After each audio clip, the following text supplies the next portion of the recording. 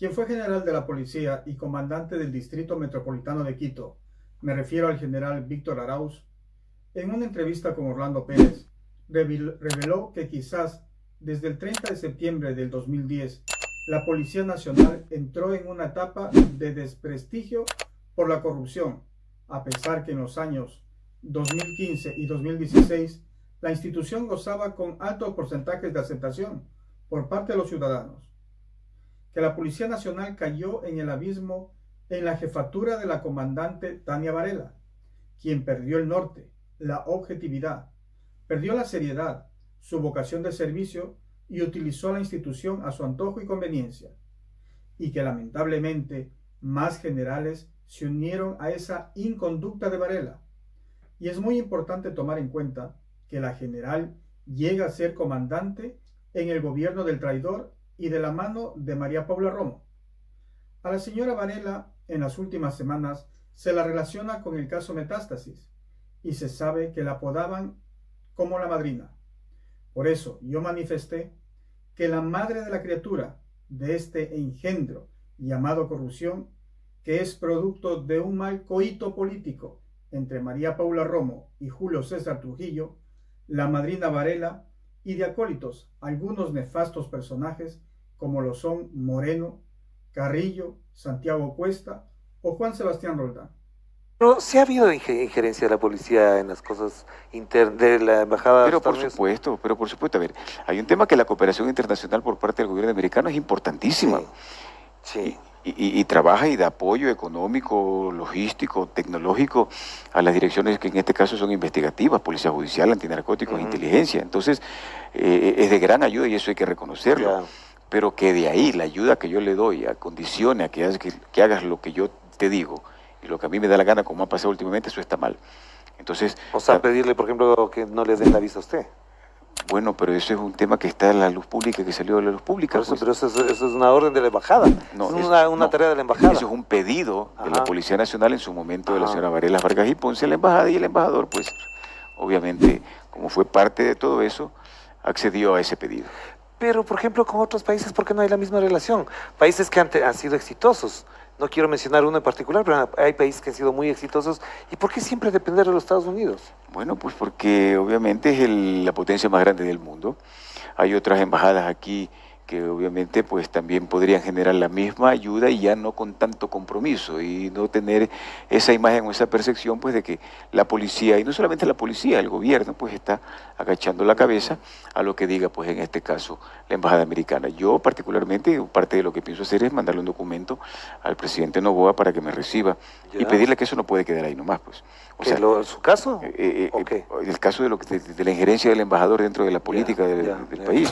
Ahora obviamente hay un buen romance por el tema de la Operación Fénix, del apoyo que hace la embajada americana, que es importantísimo, por supuesto que es digno de aplaudir, pero hay cosas que están pendientes. Pero a ver, ¿usted cree que efectivamente el plan Fénix, del cual han hablado el gobierno nacional, ha hablado la embajada de los Estados Unidos, han hablado los que han venido de Estados Unidos, es efectivamente un plan que está pensado? Es poco tiempo para hacer un verdadero balance. Por lo menos hay que esperar 90 días para hacer un análisis y un balance real.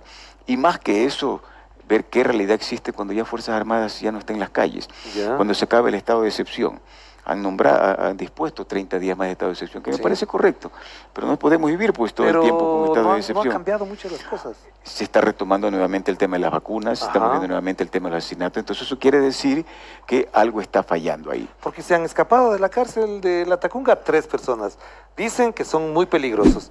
Y eso estaba bajo control de la policía y de las Fuerzas Armadas. Ya, que en realidad es preocupante, pues. Es preocupante porque no ha pasado 2 meses. ¿Usted ha podido leer, le han comentado en qué consiste el plan Fénix? Es preocupante porque ha pasado 2 meses, en donde ya están inmersos en un posible escándalo de corrupción, en este caso militares que estaban hecho cargo del SNAI. Eso es gravísimo, pues. Entonces quiere decir en realidad que los tentáculos de narcotráfico son muy difíciles de controlarlos. Muy difícil, pero le hago una pregunta más al respecto.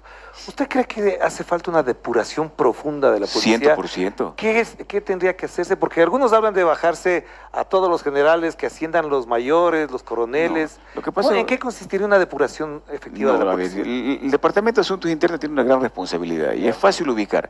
a los policías que están inmersos en actividades delictivas. Es fácil, pero ahí... Bueno, tiene que hacerlo, pues. ¿Pero dónde están entonces? A eso voy. No hablemos de los últimos 3 años que ya hemos hablado, sí, la desgracia que fue sí, la administración de esos comandantes generales.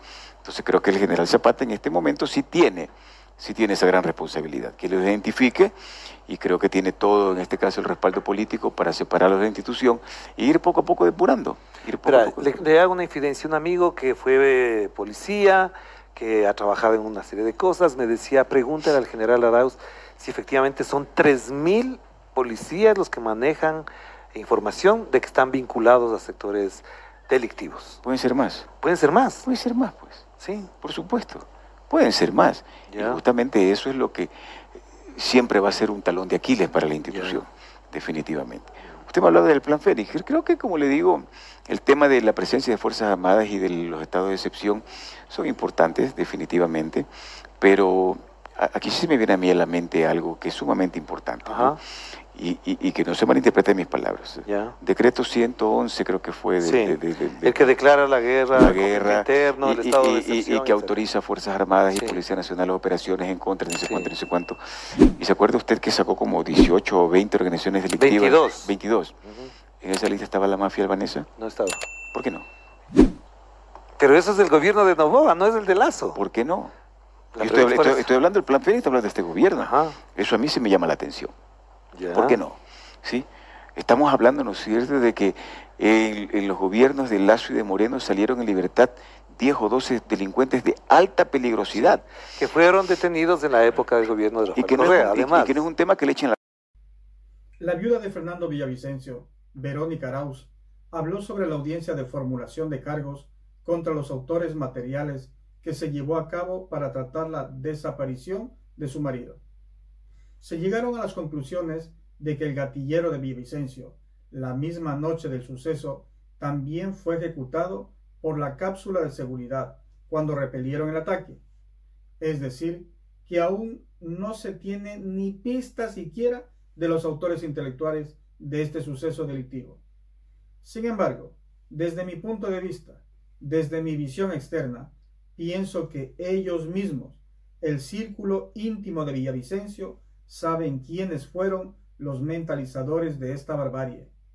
No lo dicen, peor lo denuncian, porque todos, absolutamente todos, de alguna manera, están involucrados en las extorsiones que en vida practicaba el difunto.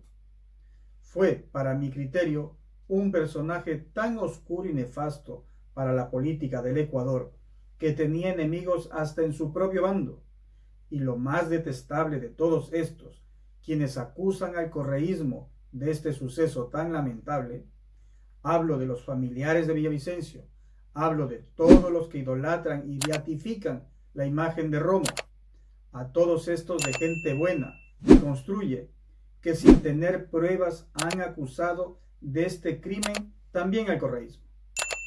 Una cosa es, como producto de la desesperación y congojo del momento, acusar a la ligera, pero una persona de bien se serena, piensa y rectifica, pero estos de gente buena no saben ni siquiera cómo se escribe la palabra decencia.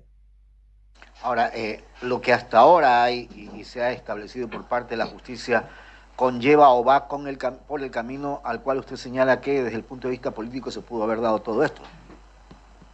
Totalmente. Bueno, Fernando viene de un proceso de persecución de muchísimos años atrás, sí, en donde fue perseguido por el correísmo, por gente que pertenece al grupo de Rafael Correa, de Jorge Glass, y que a través de sus investigaciones periodísticas también se desnudó la corrupción que cometieron ellos, ¿no? Tenemos que recordar que gracias a la investigación de Fernando de Arroz Verde, que se llamó después el caso Sobornos, es que el expresidente de la República está prófugo. Camilo Cepeda continúa con la entrevista, estimada Verónica. Verónica, buenos días. Ramiro Cepeda le saluda. ¿Cómo está, Ramiro? Hagamos un hilo conductor. La muerte, los asesinos estaban presos, ahora están muertos también. Después de esto debe haber alguien que ordenó la muerte de los victimarios. Eso quiere decir en esa cadena de hechos delictivos, hay otros, los hechos judiciales, que también hay dilaciones, hay entorpecimiento de la causa. Para lo primero se necesita un poder delictivo, es decir, bandas delincuenciales dedicadas a eso. Para lo otro se necesita un poder político para poder dilatar. Lo que quiere decir que si alguien ordena matar a los victimarios y si alguien dilata, hay un poder supradelincuencial dentro de esta organización, que puede ir llevándonos a muchas deducciones. ¿A cuál la lleva usted? A que este es un crimen político, por eso políticos vinculados al narcotráfico y que usan a estos grupos de delincuencia organizada como sus brazos armados para hacer los trabajos sucios que ellos no podrían hacerlo. Entonces, sí, este hilo conductor que usted dice tiene mucha razón, porque quienes ejecutaron el asesinato son una parte del grupo de delincuencia organizada, que son los lobos, pero estos lobos deben regirse a alguien más con poder político. Ese es el meollo del asunto. A donde necesitamos llegar es saber quiénes organizaron intelectualmente el asesinato de Fernando, porque esto no se preparó en 2 meses o en 3 meses, esto se viene preparando muchos años atrás. Si lo mandaron a asesinar a Fernando, no es solo porque estaba hablando mucho y denunciando bastante, sino probablemente porque tenía más información en carpeta que podría comprometer a otra gente adicionalmente. Esta información y esta deducción a la que llego es totalmente lógica, debe de estar en alguna parte. Usted no tiene temor por su vida, porque quien los mandó a matar podría presumir que esta información está en su poder o usted sabe dónde está. Por supuesto que tengo miedo todos los días, pero cuento con una cápsula de seguridad muy buena. De hecho, si mi esposo hubiera contado con una cápsula de seguridad buena, estuviera vivo. La negligencia que cometió la policía al cuidado del Fernando permitió que este puñado de delincuentes comunes actuaran de una manera muy fácil, porque no estaban asesinando a cualquier persona, estaban queriendo asesinar a un candidato a la presidencia de la República, y lo hicieron de una manera tan fácil que ahora cualquier persona está en real peligro de saber que se puede acabar con la vida de una persona en un minuto. Pero en lo que usted me pregunta de la información de Fernando, la información está a buen recaudo. Varias personas tienen esta información, no solo una. Entonces, gracias amigos por llegar hasta aquí, al final del vídeo. Cuento con su participación. Continuamos mañana.